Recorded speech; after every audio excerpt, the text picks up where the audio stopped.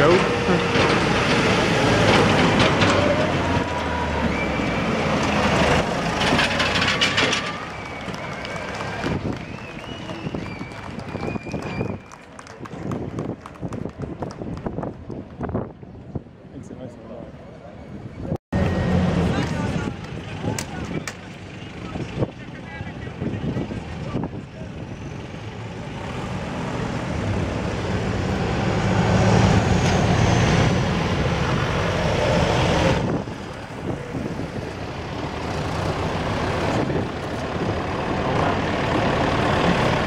Là-bas. Oh, super, reculé.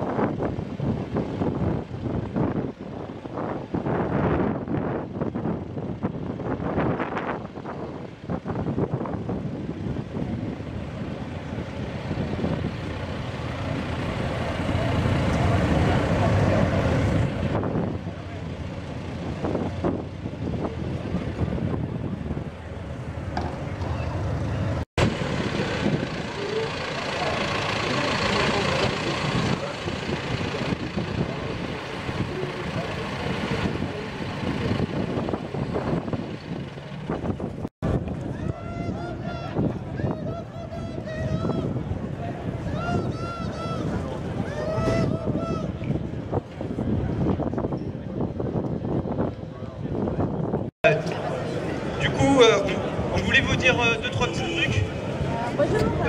D'abord, merci à toutes d'être ici. On voulait également vous dire qu'après la manif, si ça vous dit, il y aura une petite bouffe avec quelques prises de parole. Et que ce soir à 19 h, à la Wardine sur la ZAD, il y a un concert de soutien. Mais avant de partir, on voulait également dire quelques mots pourquoi on souhaitait faire cette manif aujourd'hui. Il y a maintenant un an, le 10 octobre, à Nantes, un collectif de précaires et de sans-abri investissait le premier étage d'un des hauts lieux culturaux bobos de Nantes, le lieu unique. Cette occupation, résultat d'un mouvement de plusieurs semaines, a permis de mettre en avant la situation plus que catastrophique de l'urgence sociale. 300 personnes se voyant chaque jour refuser l'accès à un hébergement d'urgence.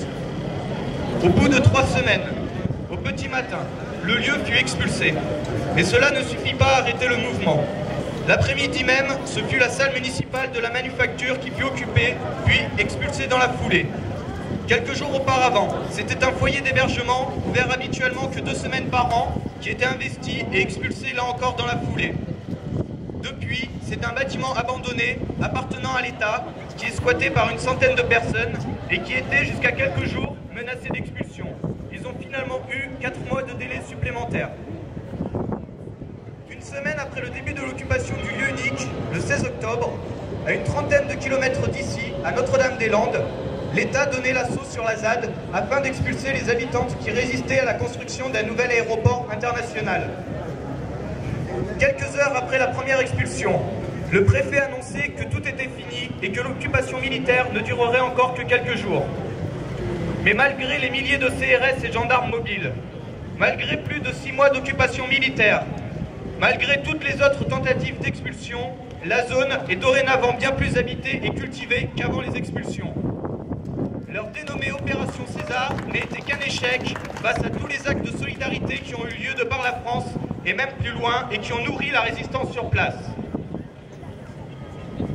Durant ces 1 an, à de multiples reprises, ces deux mouvements se sont apportés de l'aide mutuellement. Montrons bien que ces luttes s'opposent à une seule et même logique. Une logique rentabiliste, qui voudrait aménager tout le territoire et la vie des gens qui l'habitent.